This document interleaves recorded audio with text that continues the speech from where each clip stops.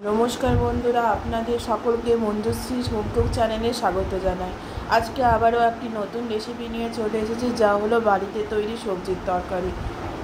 তার জন্য কড়াইতে তেল গরম করে প্রথমে কুমড়ো ভালো করে লাল লাল করে ভেজে তুলে নিতে হবে। আপনারা আপনাদের পছন্দ মতন সবজি ব্যবহার করতে পারেন।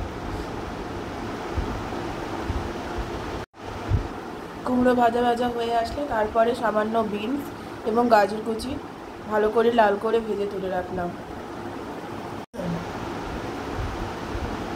তারপর কাঁকরোল লাল লাল করে ভেজে তুলে রাখলাম। এরপর লম্বা লম্বা করে কেটে রাখা আলুকে লাল লাল করে ভেজে তুলে রাখলাম।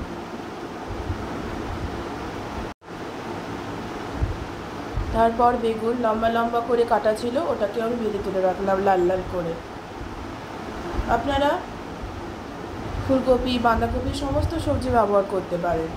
তারপর বড়ি লাল করে ভেজে তুলে রাখলাম। এরপর ওই কড়াইতে সামান্য তেল গরম করে ওতে জিরে, ধনে, গোলমরিচ,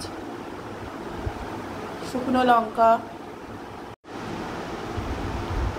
কিশমিশ ভালো করে একটু ভাজা ভাজা করে নিয়ে তাতে সামান্য নারকেল কুচি দিয়ে একটু ভাজা ভাজা হয়ে আসলে ওটাকে মিক্সির জারে ভালো করে গুঁড়িয়ে নিয়ে ওই তেলে তেজপাতা, শুকনো লঙ্কা ফোড়ন দিয়ে তাতে আদা বাটা, টমেটো কুচি,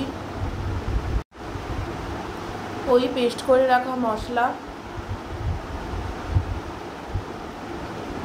সামান্য জল দিয়ে ভালো করে কিছু সময় ধরে কষানোর পর তারপর হলুদ গুঁড়ো, লঙ্কার গুঁড়ো দিয়ে ভালো করে কষালাম।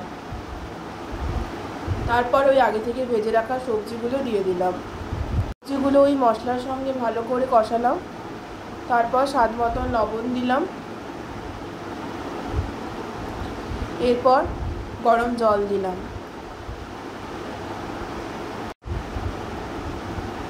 সবজিগুলো একটু সেদ্ধ সেদ্ধ হয়ে আসলে তারপর আগে থেকে ভেজে রাখা বড়িগুলো দিয়ে দিলাম। বড়িগুলো আপনারা সবার শেষে দেবেন, কারণ বড়িগুলো ভেঙে যাওয়ার সম্ভাবনা থাকে। তারপর লাস্টে একটু গরম মশলা, সামান্য ঘি দিয়ে রেডি হয়ে যাবে বাড়িতে তৈরি সবজির তরকারি। আমার রেসিপি ভালো লেগে থাকলে লাইক, কমেন্ট, শেয়ার এবং সাবস্ক্রাইব করতে ভুলবেন না। আজ আসি, নমস্কার।